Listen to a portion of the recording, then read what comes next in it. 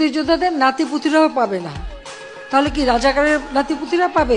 রাজাকারের নাতিপুতিরা সবকিছু পাবে, মুক্তিযোদ্ধারা পাবে না। বাংলাদেশ সরকারের বর্তমান যারা ক্ষমতায় বসে আছেন তাদেরকে আমরা এটা প্রতিনিয়তই দেখছি, তারা নিজেরাই আসলে একটা বাক্য বলেন, তার পরের দিন আসলে তারা নিজেরাই নিজেদের বাক্যের আবার পরিবর্তন করেন।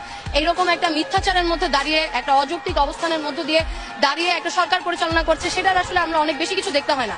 যখন আমরা 2018 সালের নির্বাচনকে দেখেছি, তখনই আমাদের সামনে সবকিছু হাজির হয়েছে যে তারা যা ইচ্ছা তাই করতে পারে নিজের ক্ষমতাকে নিশ্চিত করার জন্য।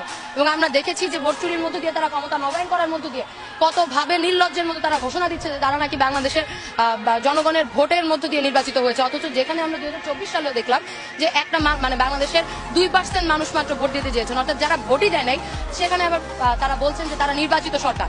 এই বাক্য যারা নির্লজ্জের মতো বলতে পারে, তারা শুধু কোটা বা ছাত্রদের আন্দোলন বিষয় না, তারা দুনিয়ার তাবৎ বিষয়ে নানান ধরনের মিথ্যাচার করতে পারে, এবং সেই মিথ্যাচারের প্রমাণ আমরা আজ পর্যন্ত বহুবার তারাই তাদের প্রমাণ দিয়ে গেছে।